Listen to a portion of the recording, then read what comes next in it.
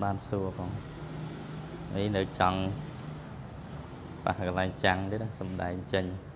ngày thì đập mũi vậy chừng làm đập mũi ngày vậy lên đập ngày đập mũi ngày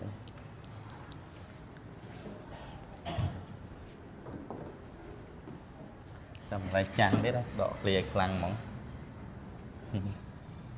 manifest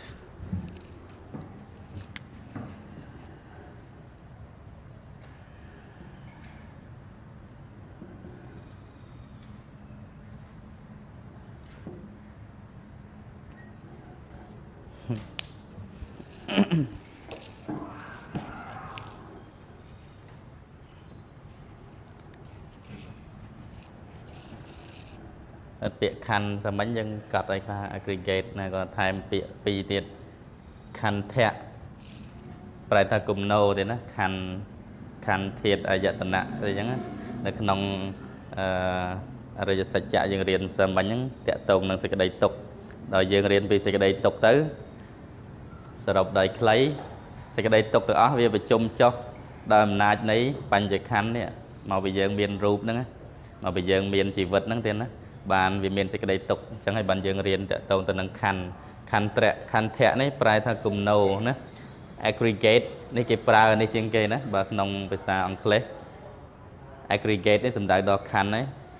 heap ក៏បាន mass ក៏បានគំនោឬក៏បង្គំដោយយើងប្រើពាក្យថាបញ្ចខណ្ឌ5អញ្ចឹងណាខណ្ឌ5ហ្នឹងនៅក្នុងខណ្ឌនីមួយវាសិតតែផ្គុំឡើងពីធាតុផ្សេងគ្នាទីហោថារូបខណ្ឌ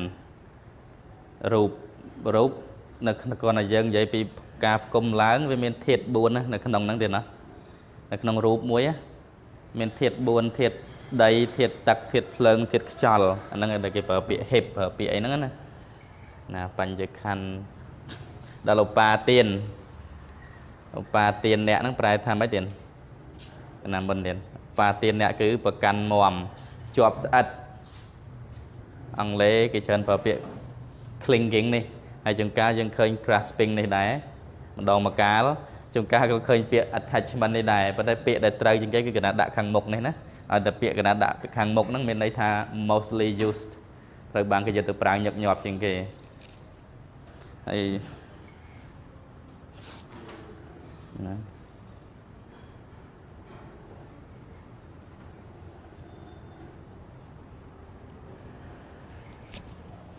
មួយអង្គទៀតមិនមកបើមាស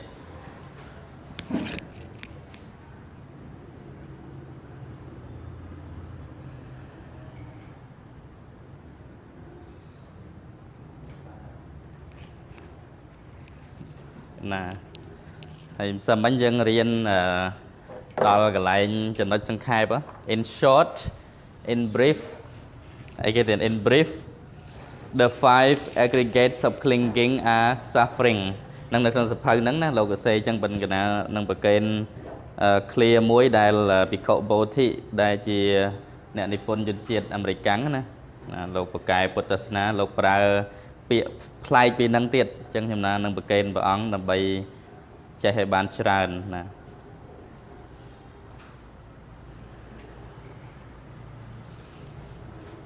The 5 aggregates of clinging are suffering ណាសាមញ្ញយើងរៀនពាក្យហ្នឹងណា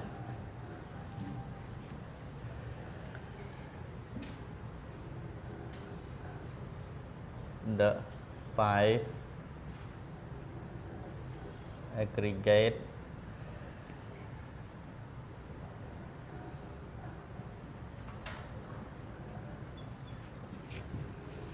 of clinging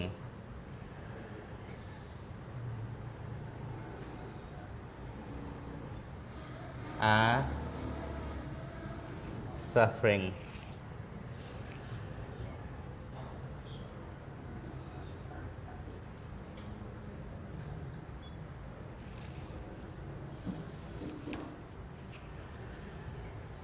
នៅណាប្រកេនពាក្យមកទៀតកណាដកស្រង់ពីត្រៃបិដកអង់គ្លេសដែលភិក្ខុបោធិលោកប្រើណា The 5 bundle នេះមួយទៅណា tiết và bịa the five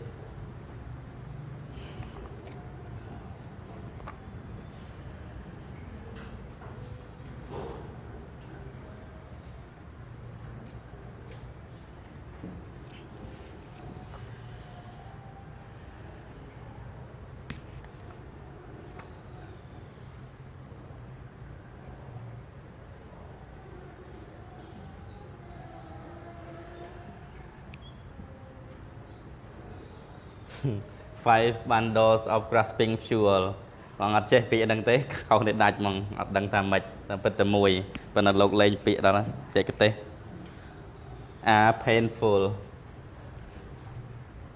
ណែកន្លែង suffering ហ្នឹងលោកដូរពាក្យដាក់ painful វិញ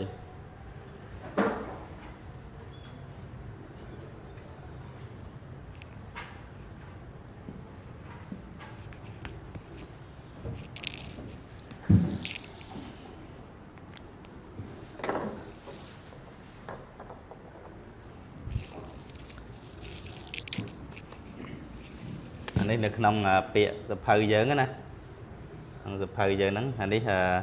សំណក់ស្រង់ពីភិក្ខុពោធិ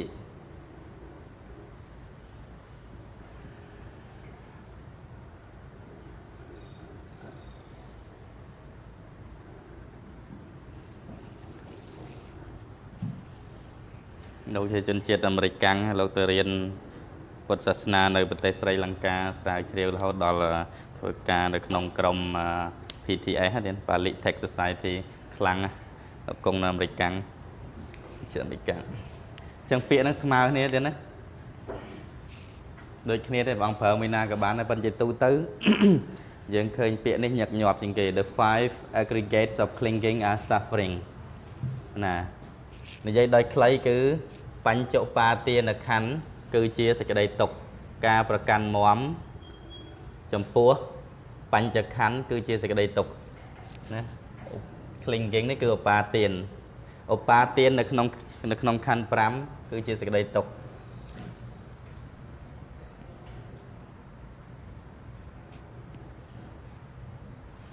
ឧបាទានហ្នឹងប្រែថាប្រកាន់មាំ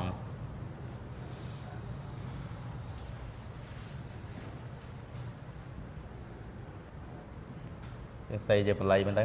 ឧបាទាន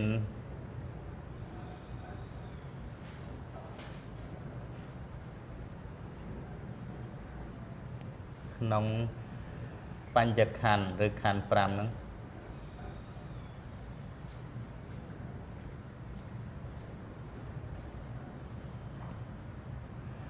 ឧបាទានក្នុងបញ្ចខណ្ឌ គឺជាសេចក្តីទុក្ខ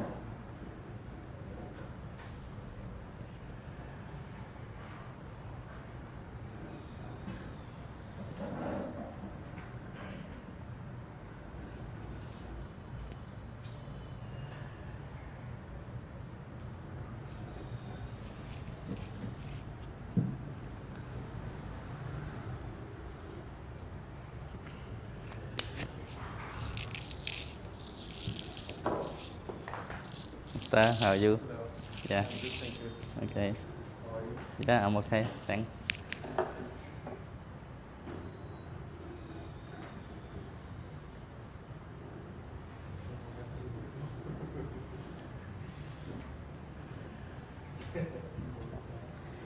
ពាក្យនោះbundle មានន័យថាមកជា bundle បានដល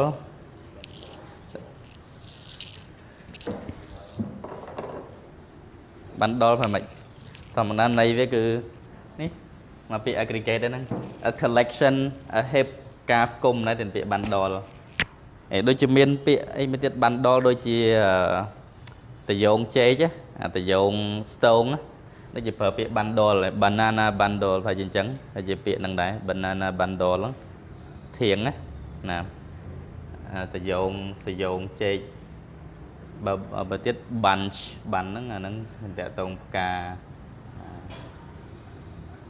ដល់នេះណាន័យដូចគ្នាតែន័យស្មើនឹងពាក្យថា aggregate នេះណាដូចពាក្យ collection ហ្នឹងស្តៀងគ្នាហ្នឹង bundle grasping ហ្នឹងគឺ clinging ហ្នឹងដូចគ្នា grasping ហ្នឹងគឺគេទៀតប្រកាន់មមបើថាចាប់អញ្ចឹងគឺចាប់ញ៉ាំយើអត់លេងឧបាទានដោយឥន្ទ្រីវាចាប់របស់ឧបាទានហ្នឹងអត់លេង grasping fuel វាមិន fuel ប្រេងឥន្ធនៈសាំងអានេះចាក់សាំងដុតមកណាគណៈពាក្យគេប្រើបច្ចេកទេសជាប់គ្នាអញ្ចឹងណាបណ្ណន័យហ្នឹងគឺន័យដូចតែគ្នានឹងឯងគឺការប្រកាន់មមនៅក្នុងខណ្ឌ5គឺជាសេចក្តីទុក the same sentences this one was translated or interpreted by Pico Botti an American Buddhist scholar yeah គឺណា painful pain มันជាសេចក្តីទុក្ខដែរស្មើពាក្យ misery suffering sorrow stress disease unease discomfort មានពាក្យ discomfort មួយទៀតណាកណាឃើញក្នុងសភៅវិខពោធិលោកប្រើពាក្យ discomfort comfort បែរថា comfortable ទេផាសុខភាព discomfort also means suffering yeah this word also can be used so you just need to know as many words as possible discomfort ហ្នឹងមានន័យថាទុក្ខដែរណាទុក្ខដែរណាមុនកត់បញ្ចូលបន្ថែមក្នុងព្រះអង្គកត់ថ្ងៃមុនទៅថ្ងៃមុនគណៈអរគុណដែរមានញាតិញោមម្នាក់គាត់ comment កែពាក្យ abandon ថ្ងៃមុនយើងអត់ដឹងថា abandon ជា noun ទៅជាស្អីថ្ងៃមុនគណៈដាក់ទៅជាrun ទៅជា abandoning តែពិតពាក្យគេ abandonment អរគុណច្រើនញោមភ្លេចឈ្មោះបាត់ហើយទៅមើល comment វិញ abandonment ណានេះជា noun ថ្ងៃមុនណាលះបង់វាចាណា abandon ទៅជា abandonment ជា noun ហើយមានញោមមួយ comment ថាពេលគាត់ក្តារខៀនហើយលោកម្ចាស់បយលងាកចេញក្តារខៀនតិចឲ្យគាត់កត់ផងកុំឲ្យបាំងហើយដងកត់ហើយឈោចេះហ្នឹងហើយ abandonment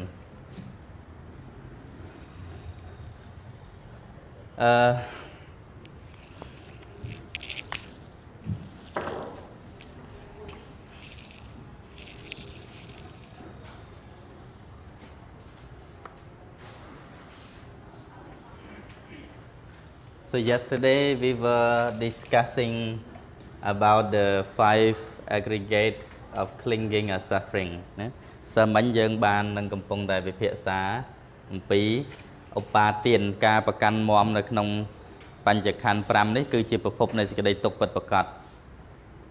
នេះដែលពាក្យចង់សម្ដៅហ្នឹងព្រះអង្គពាក្យដែលសំខាន់ជាងគេគឺឧបាទាននេះអានេះដែលត្រូវលះ This is to be removed to be get it off not this one because now we already have life so we cannot commit suicide or kill ourselves in order to get rid of suffering but we can do this we can remove this one upadana clinging grasping what do we cling on to what do we grasping on to តែយើងប្រកាន់មមទៅលើគេទៀតបញ្ចខណ្ឌ yeah we are clinging on the 5 aggregates what are the 5 aggregates តើបញ្ចខណ្ឌ5មានអីខ្លះរូបអង់គ្លេសថាម៉េចរូប form materiality corporeality matter or body ក៏បានកណាទី2អីគេទៀតវេទនាណាវេទនាមានន័យថាម៉េចអង់គ្លេស feeling or sensation number 3សញ្ញា that is perception or memory number 4សង្ខារៈពីអីខ្លះសង្ខារៈសាមញ្ញ mental formation mental disposition ក៏បានឬក៏ disposition ទៅទេក៏បាន mental activity ក៏បានមានពាក្យមួយទៀតណាកណាមើលទៅវិកពុទ្ធិជួបទៀតណា mental activity ហ្នឹងក៏វាចេញពាក្យថា mental ដូចគ្នាក៏ថែម activity ហ្នឹងក៏ហើយ volition ក៏បាន intention ក៏បានពីព្រោះវាជាតួចេតនាកន្លែងហ្នឹងដែលកម្មណាសង្ខារហ្នឹងវាដែលជាអ្នកតាក់តែងនៅកម្មហ្នឹងឯងណាជាតិកំណើតក៏កើតត្រឹមសង្ខារហ្នឹងដែរចាំបន្តិចទៀតណាបញ្យលបន្ថែម number 5 vinyana consciousness or mind ឥឡូវដោយសារនេះមិនមែនជាម៉ោងរៀនអភិធម្មឬក៏ម៉ោងពធទេណាមិនចង់ឲ្យស៊ីជម្រៅខ្លាំងឬក៏ចំណាយពេលទៅលើបរមត្តច្រើនគាត់តែចង់បញ្យល់ត្រួសអំពីថាហេតុអ្វីបានជាពុទ្ធសម្ដែងអំពីទុក្ខសច្ចៈហ្នឹងព្រះអង្គចង់និយាយពីអីឲ្យច្បាស់ Why the Buddha explained that life is suffering or the first noble truth is suffering because first and foremost before we can move on or go on with our goal in life we have to understand about life first and foremost we have to understand what is life we have to give the definition we have to give the meaning of what is life so there might be many different definition or meaning concerning with the word life but in Buddhism in any way life is always concerned with the suffering by saying so it is not optimistic nor pessimistic but rather it is realistic because what the Buddha taught is very true what the Buddha taught is reality in our life that nobody can avoid every one of us has to face this problem in life as long as we have this body this mind so we have to face we have to encounter a lot of things in our life up and down changing right ចឹងហើយបន្តថានៅពេលដែលយើងមានបញ្ញខណ្ឌនឹងមកហើយនេះយើងអាចគេចផុតអំពីសេចក្តីទុក្ខទេទៅព្រះសម្មាសម្ពុទ្ធព្រះអង្គសម្ដែងនៅក្នុងអរិយសច្ចៈ4ទី1ហ្នឹងគឺផ្ដើមអំពីទុក្ខសច្ចៈបើយើងមិនទទួលស្គាល់ថាជីវិតហ្នឹងគឺជាទុក្ខទេតើយើងអាចស្វែងរកសេចក្តីសុខតើយើងអាចនឹកឃើញពាក្យថាចង់បានសុខទេអញ្ចឹងមនុស្សដំបងឡើយតើតែជួបសេចក្តីទុក្ខហើយបានជានឹករកសេចក្តីសុខឃើញគឺថាអូខ្ញុំចង់បានអីទេចង់តែបានសុខមានន័យថាគាត់ហ្នឹងជួបទុក្ខហើយ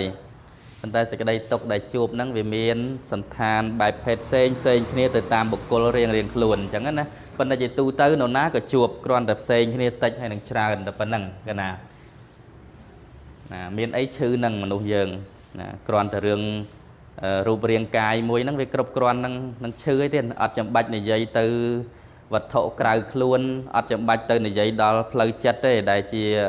សមុទ្ឋានដែលនាំឲ្យកើតនៅសេចក្តីទុក្ខណាសំបីតែរូបកាយមួយដែលយើងមានហ្នឹងខណ្ឌ5នេះបង្គុំឡើងនៃខណ្ឌ5គ្រាន់តែរូបមួយហ្នឹងសួរថាមានទុក្ខប្រមាណហើយជំងឺដំកាត់គ្រប់ប្រភេទមែនទេបងមានដៃឈឺដៃមានជើងឈឺជើងមានមាត់ឈឺមាត់មានធ្មេញឈឺធ្មេញឯកណាមានភ្នែកឈឺភ្នែកតែវះហើយទាំងពីរណាបកភ្នែកទាំងពីរមានក្បាលឈឺក្បាលមានច្រមុះឈឺច្រមុះថាមានអីឈឺហ្នឹងបងមនុស្សយើងមានអីឈឺហ្នឹង You understand is that partly you said you have a head you have headache yeah when we talk about suffering it is not just referring to mental suffering alone but if only we think about just our body it is painful enough already concerned with the body with our physical body a lot of disease a lot of sickness that can be a reason from our physical body whatever we have that will be conducive to suffering for example if we have eye you will have eye problem like myself I have just been operated with my eye cataract which block me from seeing and if we have our head we also have a headache when we have teeth we also have teeth problem whatever we have that will be leading to suffering there are two sides for each thing what there are two sides for each thing right sorry again there's life and death life and death that's what we compare to the nature of all reality that has the characteristic of arising and passing away so in the same way as long as we have this body not simply just enjoying temporary or momentary happiness, but the reality is we have to face suffering most of the time, right? Even though we say that there is still so many kinds of happiness that we enjoy in this life with this physical body, but in the Buddha's opinion, in the view of Arahant, the noble one, they see that those enjoyment or what they call sensual pleasures is not everlasting. It only happens just to cease, just to pass away. So that is not real happiness that the Buddha wants us to achieve. What his purpose was to advise the followers to attain the ultimate goal, that is the everlasting happiness or the ultimate happiness, Baroma Sok, Parama Sukha. That is Buddhism is always talking about. ណាឥឡូវដោយសារយើងរៀនអំពីទុក្ខសច្ចៈអញ្ចឹងហើយបានជាយើងនៅតែនិយាយអំពីបញ្ញខណ្ឌដដែលចង់ឲ្យព្រះអង្គយល់អំពីបញ្ញខណ្ឌហ្នឹងដែលជាប្រភពនៃសេចក្តីទុក្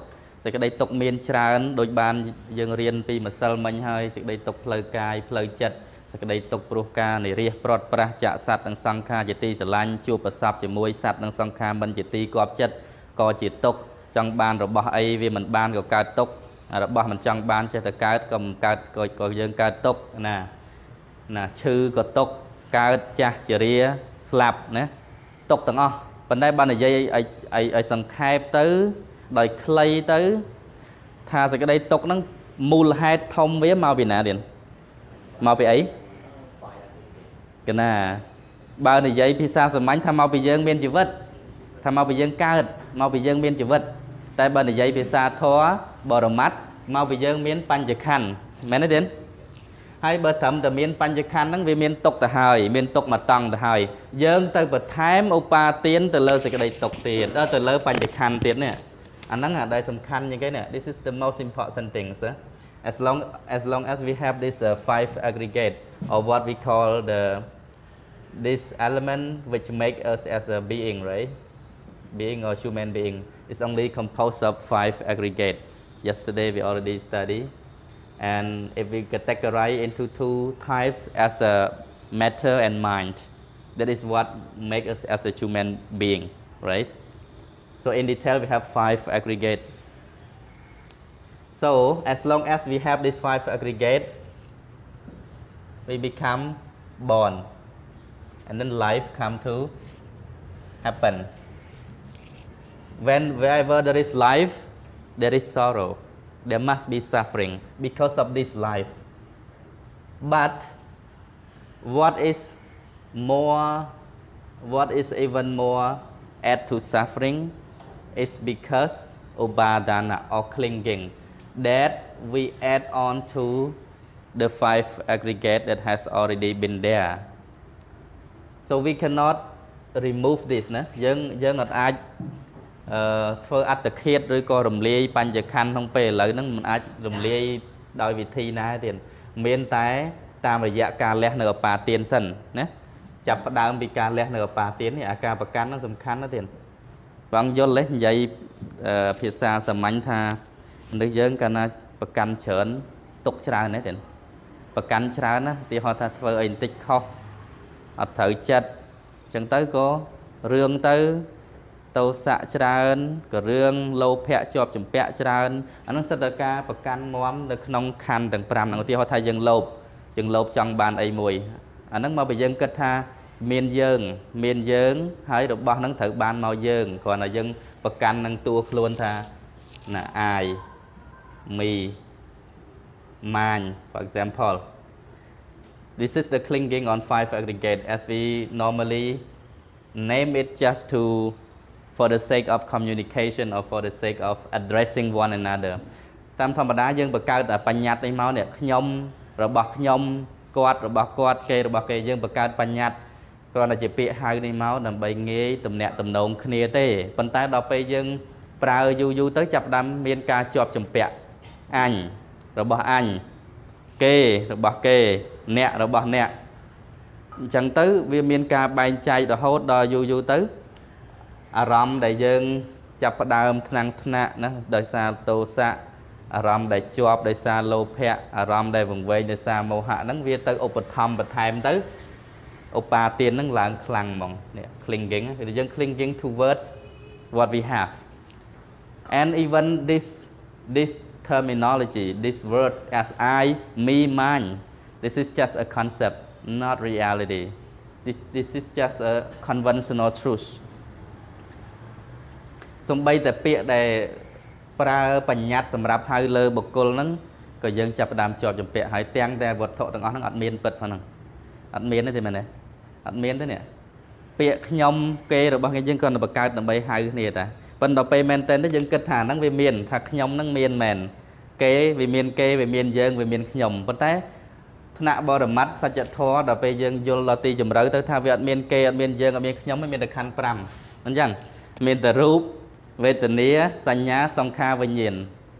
រូបគុំឡើងដោយធាតុ4អញ្ចឹងទៅទឹកដីភ្លើងខ្យល់ទៅដីប្រមាណទឹកប្រមាណអីប្រមាណចែកតាមហ្នឹងទៀតទៅ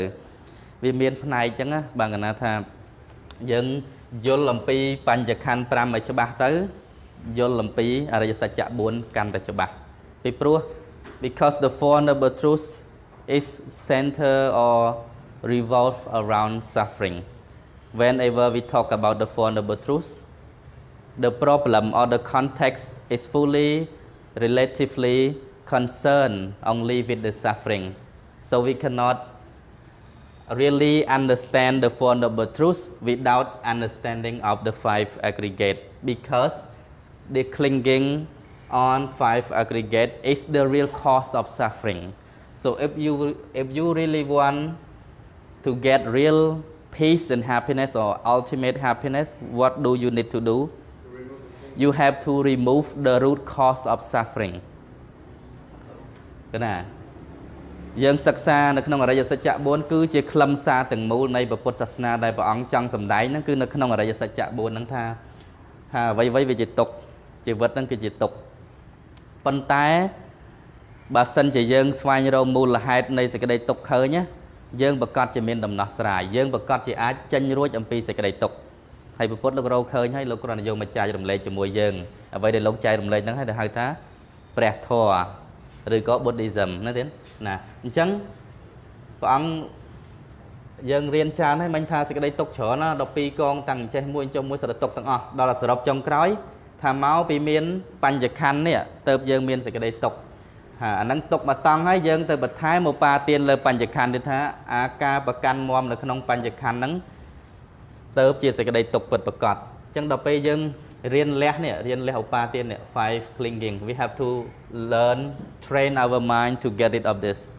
not to cling on anything not to attach on anything just use it for the sake of your for example like commodity things that you use in daily life do not attach on it we know that it is hard to not attach to anything that we like but we can do it step by step try to get rid of attachment day by day we have to develop it day by day otherwise we cannot get it from suffering as long as we have strong attachment or strong clinging towards what we have when you mean material you don't mean only inanimate matter right you mean also living beings so in your family anything that we have in our life even concerning with ourselves or with the others around us because as like I said that in the Buddhist concept it is non-self nothing which we can claim as I as me as mine I we you they all just a definition just a terminology which used for the sake of communication in everyday life but in reality they do not exist everything in ultimate sense everything is made up of these five aggregate that we call as being when we analyze into very detail we cannot find where there is I where there is me where there is mine just only a heap or a mass of aggregate it's only aggregate of matter feeling sensation perception memory mental formation, disposition, or consciousness. That is all we have. That is why the Buddha said, do not cling on these concepts. Do not cling on these 5 aggregate. When you cling on the 5, each of any 5 aggregate, it will be conducive to suffering. For example, when you are attached on your rupa, on your form, on your body, physical body, what will happen? A lot of problem arising based on your own egoism. Okay, this is my phone. Don't touch my phone. Don't steal my phone. Okay. Okay, this is my sleeping time. Don't bother me. You see, everything is what? Egocentric. Everything is upadana, clinging. Because we believe there is I, there is me. That is why we always think that other cause disturbances to ourselves. But when we remove this word, this concept from our mind, there will be nothing. So only the 5 aggregate, only a group of clinging that we hold on to beings, somebody, this person or that person, this thing or that thing make me happy or unhappy. This is just a memory that we have experienced from our past experiences. So this experience, it is stored in our memory, right? Because sanya, the 3rd aggregate, sanya. And then sankhara is the aggregate of reacting.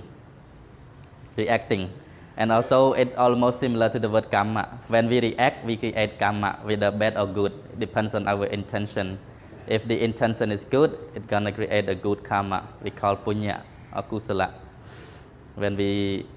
have a bad intention from the mind, so it will produce 2 bad result, bad karma as a kusala. ចង់និយាយថាដូចសញ្ញាអញ្ចឹងវាគ្រាន់តែជាការចងចាំនៅបទពិសោធន៍ពីអតីតទៅទៀតដែលយើងវិភាគវែកញែកទូទាត់លត់សោយឲ្យអស់ទៅវាអត់មានត្រង់ណាដែលជាតួយើងដែលជាអញដែលជារបស់អញ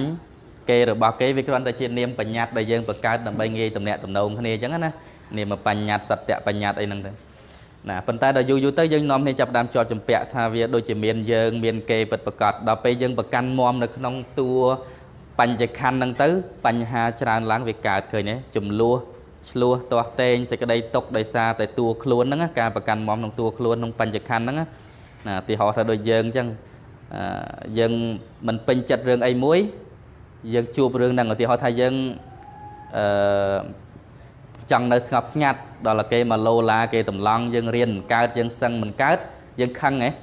ជាទូទៅយើងច្រើនតែមានចិត្តថ្នាំងថ្នាក់ហើយណាតោសៈឬក៏បញ្ចេញមិនបញ្ចេញមិនដឹងទេអាស្រ័យលើការអប់រំចិត្តរបស់បុគ្គលរៀងខ្លួនប៉ុន្តែធម្មតាក៏លួចអន់ចិត្តដែរមែនទេកាលណាគេមករំខានយើងអត់ពេញចិត្តរឿងហ្នឹងយើងប្រកាសជាតោសៈហើយអញ្ចឹងហេតុអីបានជាយើងមានតោសៈហ្នឹងមកពីយើងគិតថាវាមានគេជាអ្នករំខានហើយវាមានយើងជាអ្នករងគ្រោះដល់ពេលយើងដកតែពាក្យយើងពាក្យខ្ញុំពាក្យគេពាក្យអញហ្នឹងទៅដែលយើងសិក្សាតាមបរមត្ថធម៌ថាវាអត់មានអ្វីដែលជាតួខ្លួនដើម្បីឲ្យយើងប្រកាន់ណាវាគ្រាន់តែជាសំឡេងហើយគ្រាន់តែជាសំឡេងទៅគឺណា hearing just hearing nothing no reaction don't react blindly simply hearing just hearing tasting just tasting seeing just seeing touching just touching feeling just feeling that's all do not attach on anything concerning with these 5 aggregate for example when you see a good shape so beautiful so what at that time what happens to your mind attachment right you attach because there is a form coming into contact with your eye base and then your sanya your perception you perceive information owing to your past experience that this kind of shape is very beautiful and I like it like that so this it will send the information to your mind your thinking and your mind started to cognize and then this sankhara the 4th aggregate the number 4 one sankhara it reacts. It reacts when you perceive a happy feeling or a happy information from through your eye or through your ear, and then it reacts or it creates as a happy karma. But if this happy feeling or pleasant feeling attached with the lust, or we call it a sensual desire or sensual pleasure, it will create a bad karma because it related or it concerned by attachment. And we as long as we have studied already that attachment is the root cause of suffering in the second noble truth. So when we want to get rid of all suffering in our life, we have to learn how to train our mind each and every day, each and every second, by restraining our six senses, our six sense doors. What does it mean, restraining? Cái nào barian ngày môn này, sừng ruộng. Bởi dương trong cà pi ria riang cầm mọi ạ cơ sa là chật, việc cao lang vì châu nông sân đàn là chật bởi dương bán, cứ dương trời tại ập rung chật chia 100 thì nó, ập rung chật năng dương bách, cà riêng thò năng dương riêng này, phần là bởi dương ọt vô mà ạ đồ vót, vì mình đăng thà vô từ tục scat cà pi kêu sang mong năng mạch bán cứ thà dương tua luôn dương pan dịch khăn dương miền này bên đây dương có miền phơiประมาณ tiềnอาญาตนะdương miền mán 6 ได้ជាផ្លូវនាំចេញនាំចូលនៅបាបហើយនឹងបុណ្យបុណ្យហើយនឹងបាបវានៅតែក្នុងខ្លួនយើងដោយសារអីព្រោះរបស់ហ្នឹងវានៅជាប់នឹងខ្លួនយើងមានន័យខ្លះ I ear nose tongue body mind this is the six sense doors ភ្នែកត្រចៀកច្រមុះអណ្ដាតកាយចិត្ត 6 នឹងឯងដែលជាទ្វារនាំចូលទៅនៅបាបឬក៏បុណ្យណាឧទាហរណ៍មិញហ្នឹងនិយាយមួយថ្ងៃមិញដូចភ្នែកឃើញរូបបើរូបហ្នឹងជាទីពេញចិត្តណាសបាយត្រេកអរចូលចិត្តទៅវាជាប់ចម្ពាក់បែបកាមគុណទៅបាបមកគាត់តែឃើញអញ្ចឹងទៅព័ត៌មានវាបញ្ជូនមកកំណត់ដឹងអូនេះរូបស្អាតជាប់ចម្ពាក់ភ្លាមណាកិលេសកើត attachment ហ្នឹងតណ្ហាហ្នឹងមានណាកើតបាបអកុសលមកពេចភ្លាមហ្នឹងពេលដែលយើងអត់ចេះសង្រួមអញ្ចឹងហើយបានប្រពុតបង្រៀនយើងឲ្យចេះសង្រួមឥន្ទ្រីទាំង 6 សង្រួមភ្នែកណាយើងអត់អាចទៅកំចាត់បងនៅរបស់ខាងក្រៅនឹងបានប៉ុន្តែយើងអាចទប់ខ្លួនយើងបានយើងអាចហាមគេមិនឲ្យនិយាយបានទេប៉ុន្តែយើងអាចបិទតិចខ្លួនយើងបានណាដោយថាយើងឮសំឡេងអ្វីមួយដែលមិនជាទីគាប់ចិត្តយើងថ្នាក់យើងអន់ចិត្តអញ្ចឹងទៅប៉ុន្តែនៅពេលដែលយើងពិចារណាថាសំឡេងគ្រាន់តែជាសំឡេងឮគ្រាន់តែជាឮអត់មានជាសត្វអត់មានជាបុគ្គលអត់មានជាអញអត់មានជាគេឮគ្រាន់តែជាឮប៉ុណ្ណឹងទៅយើងអត់ជាប់ចម្ពាក់ជាមួយនឹងការឮដល់ពេលយើងឡាយតែវិភាគអានេះរំខានអញណាមានអានេះមានអាអញ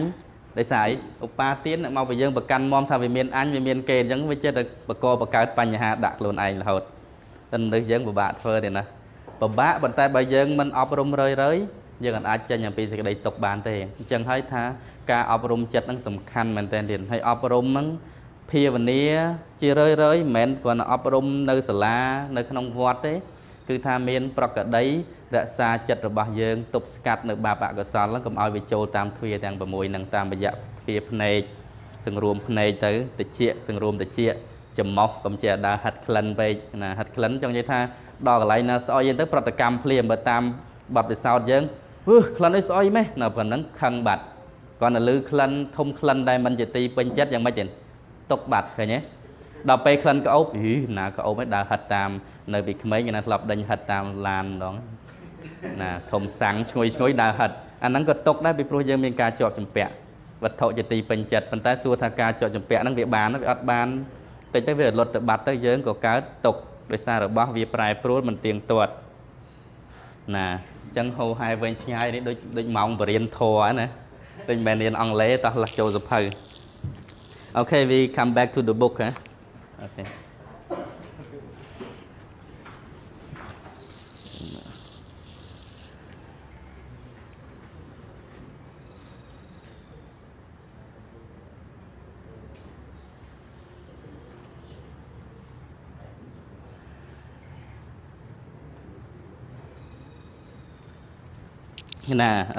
now we turn yesterday where were we page 15 okay page 15 we only finished the first paragraph very slow study okay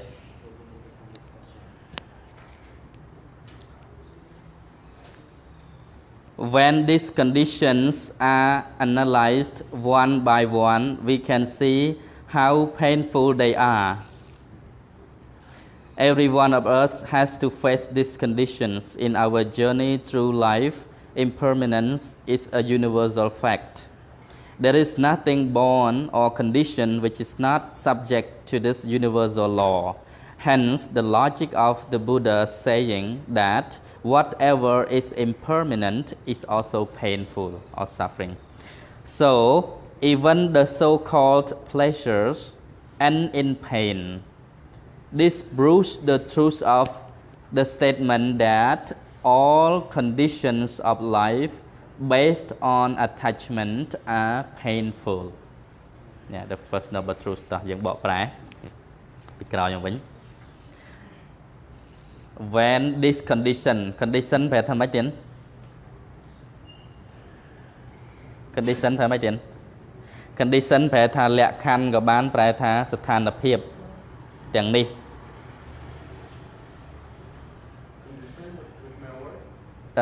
ស្ថានភាព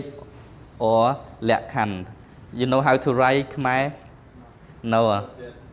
okay so you can write in your own pronunciation then yeah លក្ខខណ្ឌ yeah លក្ខខណ្ឌ or ស្ថានភាព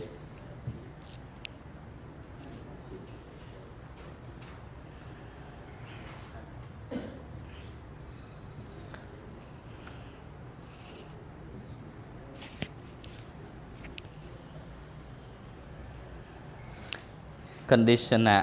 analyze ប្រែថាវិភាគណាយើងយកមកញែកទូទាត់បំបែកភាគមកមិញដូចកណាបំបែកបញ្ញខណ្ឌ 5 មិញអញ្ចឹងណាយើងអាចបំបែកបានណាទៀតមិនដំបងបំបែកឲ្យបាទៀនសិនលះអស់ការប្រកាន់ទៅបញ្ញខណ្ឌហ្នឹងគង់ឲ្យលុតឯងអត់ចាំបាច់ទៅកំចាត់បញ្ញខណ្ឌអីកំចាត់តែឲ្យបាទៀននេះលះតែការប្រកាន់ហ្នឹងទៅអាក្រោមពីហ្នឹងដួលទាំងអស់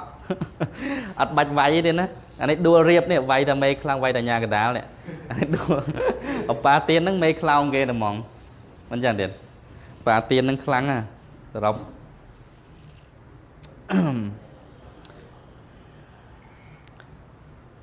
when these conditions are analyzed one by one we can see how painful they are នៅពេលដែលយើងវិភាគឬក៏ណានៅពេលដែលស្ថានភាពឬលក្ខខណ្ឌទាំងអស់នេះត្រូវបានយកមកវិភាគវែកញែកម្ដងមួយ one by one we can see យើងអាចយល់យ៉ាងច្បាស់ថា how painful they are យើងអាចយល់ថាសេចក្តីទុក្ខប៉ុណ្ណាទៅនេះអាដីអាហ្នឹងវាតាក់ទងនឹងបញ្ញខណ្ឌមិញហ្នឹងតាក់ទងជីវិតហ្នឹងណានៅពេលដែលយើងយករឿងរ៉ាវទាំងអស់ហ្នឹងរឿងតាក់ទងនឹងបញ្ញខណ្ឌហ្នឹងមកវិភាគឲ្យបរិយាយពឹស្ដាទៅទើបយើងឃើញថាវាគឺជាសេចក្តីទុក្ខមែនណា Every one of us has to face this condition in our journey through life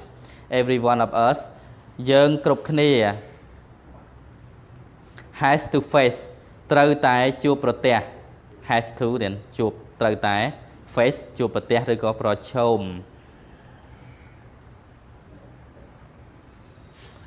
យើងគ្រប់គ្នា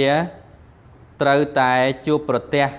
នៅស្ថានភាពឬក៏នៅស្ថានភាពទាំងអស់នេះនៅក្នុងដំណើរជីវិត in our journey through life journey is ដំណើរ life is ជីវិត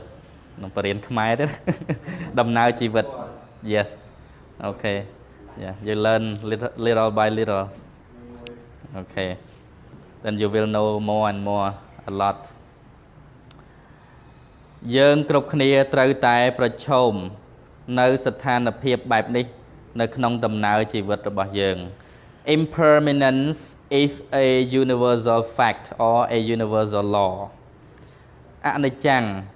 ភាពមិនទៀងការប្រែប្រួលជានិច្ចហ្នឹងគឺជាអីគេទៀតសច្ចធម៌សកល universal វាទូទៅ common to every one of us regardless of what nationality or background impermanent is a universal fact ណាអនិច្ចលក្ខណៈធម៌ឬក៏ភាពមិនទៀងការប្រែប្រួលហ្នឹងគឺជាសច្ចធម៌សកល There is nothing born or condition which is not subject to this universal law there is nothing มันមានអ្វីមួយដែលកើតឡើងបន or condition ឬក៏ស្ថានភាពអ្វីមួយ which ដែលកើតឡើងហើយណា condition ហ្នឹងគឺ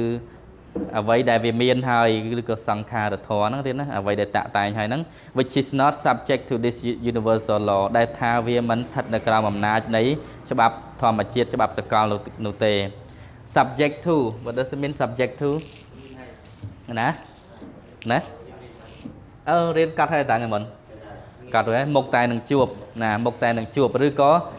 កណាងាយនឹងទទួលកន្លែងនេះយើងប្រែមកណា there is nothing born มันមានអ្វីមួយដែលថាកើតឡើងហើយឬក៏តាក់តែងឡើងហើយ condition ណាតាក់តែងឡើងក៏បានអាស្ថានភាពដែលមានហ្នឹងណាតាក់តែងឡើងហើយ which is not subject to this universal law ដែលมันត្រូវយើងកន្លែងនេះយើងប្រែថាมันត្រូវឬក៏มันស្ថិតនៅក្រោមអំណាចឬក៏มันទទួលរងហ្នឹងมันមានន័យថាអញ្ចឹងมันទទួលរងនៃច្បាប់ធម្មជាតិមានន័យថាអ្វីៗទាំងអស់ហ្នឹងវាតាក់តែងឡើងហើយសង្ខារធម៌ទាំងឡាយដែលកើតមានហើយវាតែងស្ថិតនៅក្រោមអំណាចនៃច្បាប់ធម្មជាតិ3ហ្នឹងអនិច្ចំទុក្ខអនត្តាណាអញ្ចឹង subject to កន្លែងនេះណាព្រះអង្គអាចប្រែថា subject to ស្ថិតនៅក្រោមអំណាច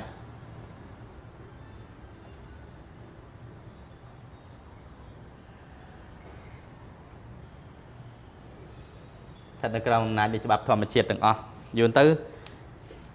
សពេសង្ខារាអនិច្ចាតិសង្ខារធម៌ទាំងឡាយមិនទៀងអញ្ចឹងណាជាទុក្ខជាអនត្តាអញ្ចឹងមានន័យថាអ្វីទាំងឡាយណាដែលកើតឡើងហើយគឺកិច្ចអត់ផុតអំពីច្បាប់ធម្មជាតិទេវាស្ថិតនៅក្រោមការត្រួតត្រារបស់ធម្មជាតិទាំងអស់ណាស្ថិតនៅក្រោមអំណាចនៃច្បាប់ធម្មជាតិទាំងអស់អញ្ចឹងដូចរឿងបុគ្គលដែលធ្វើល្អធ្វើអាក្រក់អញ្ចឹងទោះបីជាថ្ងៃហ្នឹងអត់បានទទួលទោសនៅក្នុងថ្ងៃហ្នឹងឬជាតិហ្នឹងក៏ដោយក៏កិច្ចមិនផុតពី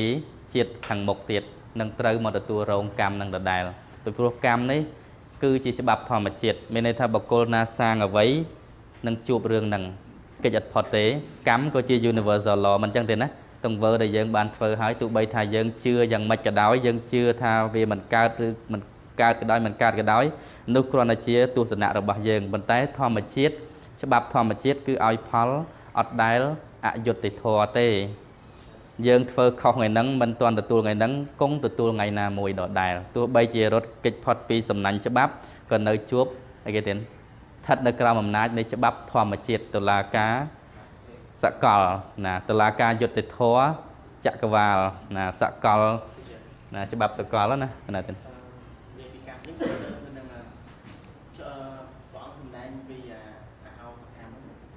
អហោសកម្មហ្នឹងចង់និយាយថាអាហ្នឹងវាមានតាក់ទងនឹងយើងហើយនឹងតាក់ទងនឹងគេដែរដូចទីហោថាអហោសកម្មខ្លះយើងគេធ្លាប់ធ្វើខុសមកលើយើងអញ្ចឹងទៅដល់ពេលយើងអត់ប្រកាន់ទោសយើងផ្សាយមេត្តា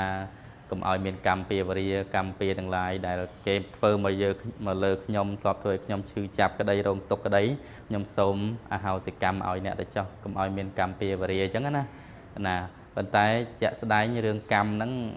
វាមិនមែនស្ថិតនៅតាមការអធិដ្ឋានឬការតាំងចិត្តរបស់យើងយ៉ាងណាទេវាប្រព្រឹត្តតាមអំណាចរបស់វាយើងអត់យល់អចិន្តិយងណាប៉ុន្តែគាត់ថាកម្មខ្លះវាតូចពេកបើបុណ្យយើងវាមានទម្ងន់ខ្លាំងបុណ្យវាបន្តឲ្យផលរហូតអាបាបដែលទូចហ្នឹងវាអត់មានឱកាសចេញមកឲ្យផលយូរទៅវាអាចរលឹងដាច់ឬក៏មានដែរអហោសិកម្មមាននៅក្នុងបងដែលឃើញសភៅខ្ញុំណាបកប្រែសភៅកម្មអ្នកសាងលោកហ្នឹងសភៅហ្នឹងនិយាយល្អនិយាយទៅពីកម្មសុទ្ធហ្មងកម្ម the real creator សភៅជនជាតិភូមិណាបកប្រែហ្នឹងសភៅអភិធម្មណា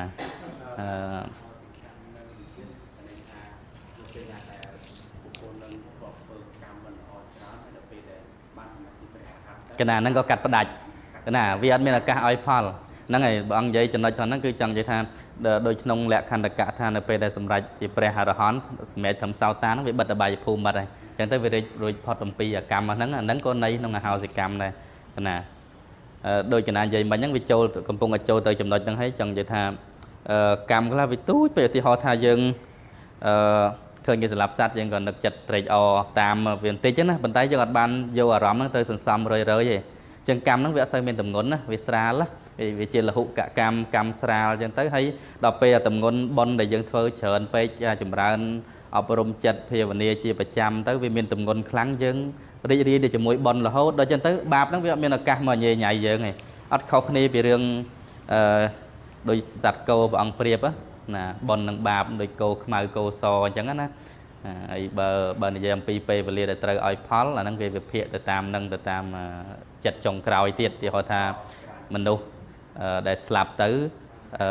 tới cao nơi tina môn nè tới khang ruộng môn rồi tới khang than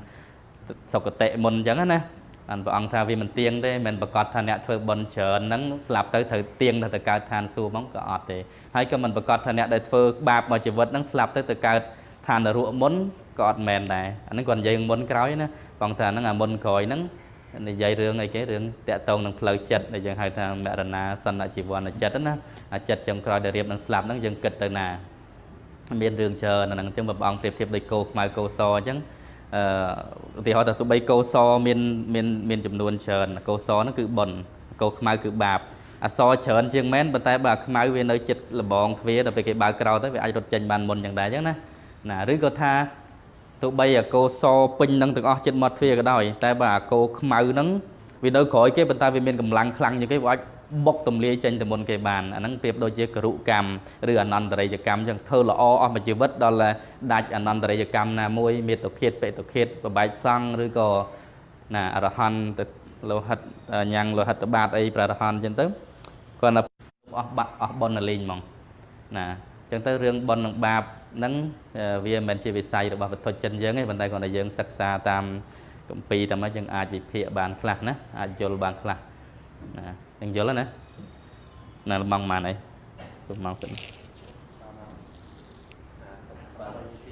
tập bài đầu tiên này mong riêng thò nên ông lễ những bàn từng riêng thò phong bàn từng riêng ông lễ hay ông lễ thò riêng bàn chùm này hay bàn bon đấy á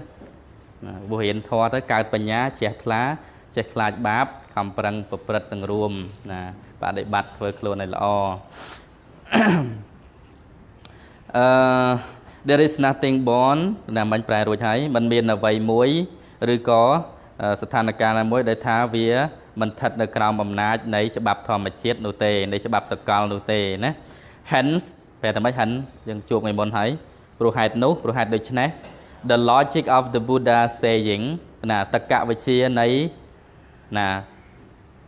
ពាក្យទូមានរបស់ព្រះសម្មាសម្ពុទ្ធ logic ហ្នឹងតក្កវិជ្ជាណានិយាយអំពីហេតុនិងផលណាការបញ្យល់របស់ពុទ្ធហ្នឹង the Buddha saying ហ្នឹងគឺពុទ្ធតម្រាស់ហ្នឹងទេណា say និយាយហ៎nè đọc về những đại the Buddha saying mình đi thà Phật tâm ra để tẹt tôn từ năng cam phal nắng tẹt tôn từ năng tất cả về chia nắng that whatever is impermanent is also painful avai na đại về mình tiếng avai nút cứ diệt tục is it true Mister is it true whatever is impermanent is painful right personally I would agree yes yeah that depends. Yeah. For For example, now we are young, we are strong, right? We are very energetic, and we feel happy because we can go everywhere we want. But one day, because everything keeps changing each and every moment, so we become old age, we become aging, and we become decay, cannot go wherever we want to go. This is also suffering, right? This is suffering due to impermanence. For example, you love someone and you want that person to take care of you or to think of you most of the time, but maybe today they do so to make you happy, but next day you cannot guarantee that things will be the same, you know. Yeah, because even the cells in our body keeps dying each and every moment. It keeps changing all the time. So also our mind also changing each and every moment, very fast, very quick, you know. Yeah. So quick. So even the so-called pleasure and in pain. ដូចគ្នាសំបីតែណា even សំបីតែ the so-called pleasure អ្វីដែលយើងហៅថាសេចក្តីសុខនេះ pleasure ណា yeah. The so-called pleasure អ្វីដែលយើងហៅថាសេចក្តីសុខហ្នឹងក៏ត្រូវបញ្ចប់នៅក្នុងទុក្ខដូចគ្នាណា pleasure សេចក្តីសុខសប្បាយ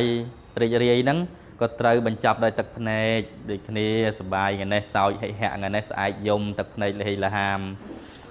ណា changing right changing each and every moment today we smile tomorrow we cry today we born tomorrow we die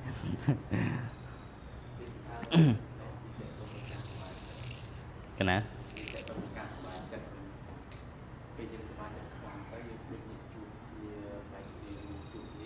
ណាយល់អំភើបរំភើប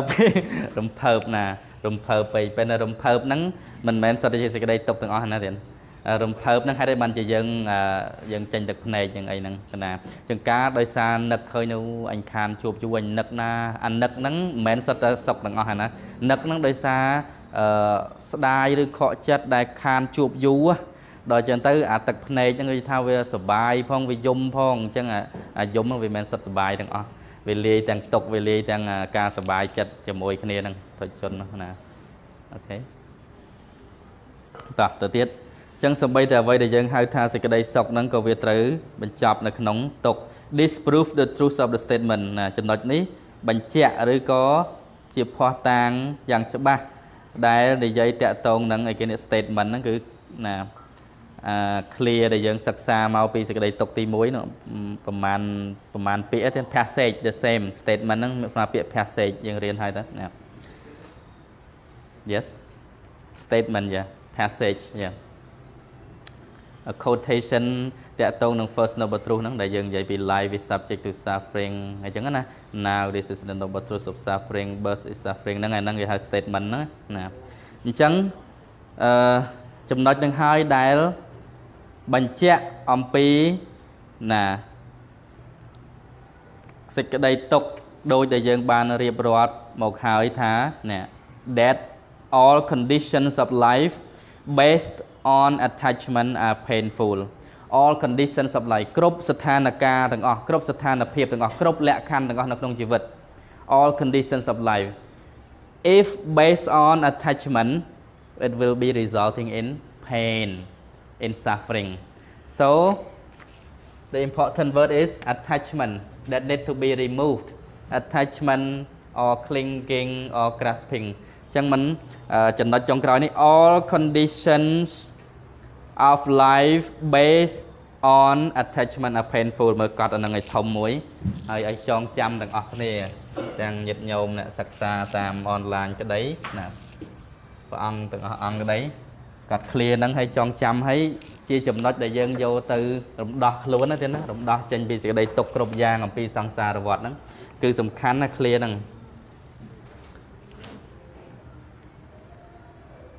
all condition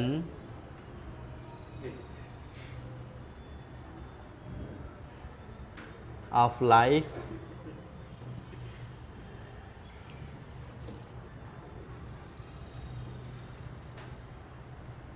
based on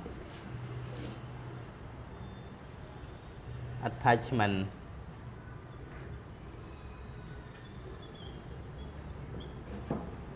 are painful are suffering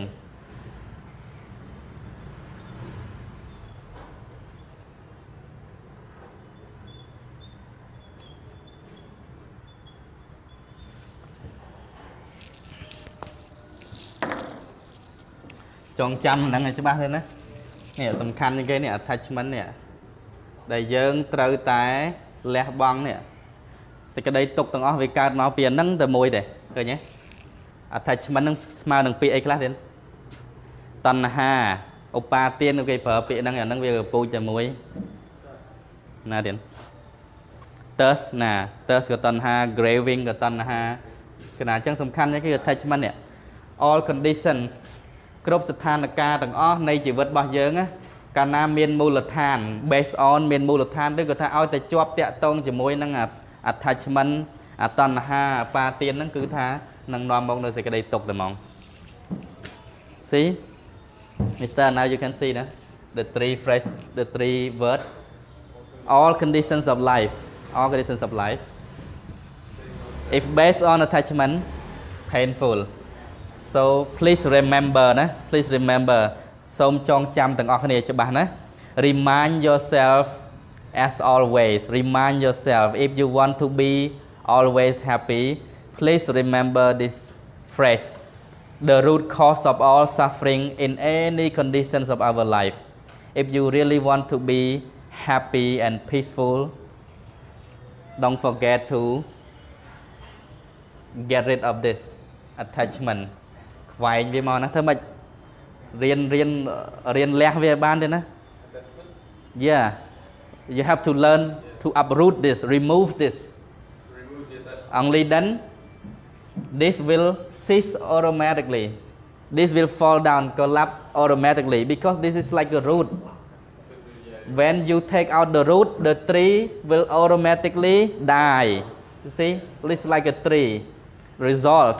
The result achieved by the cause, that is root. Root is the cause. Then it will give result to tree, to fruits, to leaves or something. So we cannot get rid of the result. Like now we are having this life. We cannot suicide, we cannot kill ourselves to be happy, to get rid of suffering. But we can be happy by killing or removing the root cause of the suffering. Please remove the root. So this is very important message for all of you today. All conditions, remember, all conditions of life. គ្រប់ស្ថានភាពទាំងអស់ក្នុងជីវិត based on បើសិនជាណាឲ្យតែជាប់ជាពាក់ជាមួយនឹងតណ្ហាបាទាននឹងហើយទៀតប្រកាសជាទុកហើយអញ្ចឹងចង់រៀនលះសេចក្តីទុកណារៀនលះអាហ្នឹងទៅរៀនលះអាឫសគល់នៃសេចក្តីទុកហ្នឹងគឺតណ្ហាជាប់ពិបាកទេណានិយាយងាយប៉ុន្តែលះពិបាកស្រឡាញ់អីជាប់នឹងយើងហ្នឹងមានអីជាប់នឹងមានដៃជាប់ជាពាក់នឹងដៃមានភ្នែកជាប់ភ្នែកមានធ្មេញជាប់ធ្មេញអាឈឺទៅក៏ធ្វើយើងជាប់រវល់ពិបាកចិត្តជាប់ជាពាក់ស្រឡាញ់ជាប់ស្អិតណាមានមុខទៅជាប់ជាពាក់នឹង make up តុបតែងស្អិតស្អាងនឹងអូយគ្រប់សពមានស្អីជាប់នឹងនោះយើងកាលមុនមិនតាន់មានកូនគិតថាអូយរោមានប្តីមានប្រពន្ធទៅបានកូនគេលោស្រួលមានកូនប្រើតវងតកូលប៉ុន្តែពេលមានកូនទៅយ៉ាងម៉េចទៀតមានកូនជាប់ក្នុងកូនជាប់នោះជាប់ដោយការស្រឡាញ់ទៅគឺការជាប់ដោយការរវល់ជាប់ដោយចម្ពាក់នៅក្នុងចំណងផ្សេងដោយការមាននឹងទៀតយើងមានអីគឺរវល់នឹងរឿងហ្នឹងមានអីឈឺនឹងរឿងហ្នឹងមានកាយឈឺជំងឺព្រោះកាយមានចិត្តឈឺជំងឺព្រោះចិត្តដល់ហូតដល់មានវត្ថុក្រៅខ្លួនមានឡានវាចេះឈឺទៀតដល់វាឈឺឡានមានពិបាកចិត្តឡានណាឡានវាអត់មានចិត្តពិបាកចិត្តយើងដដែលហ្នឹងហើយអញ្ចឹងមានអីឈឺហ្នឹងឥឡូវដល់ម៉ោងនេះណាយើងចប់ Yeah, the first noble truth ends today. Tomorrow second noble truth. Okay, so thank you very much. Any question? មានសំណួរទេ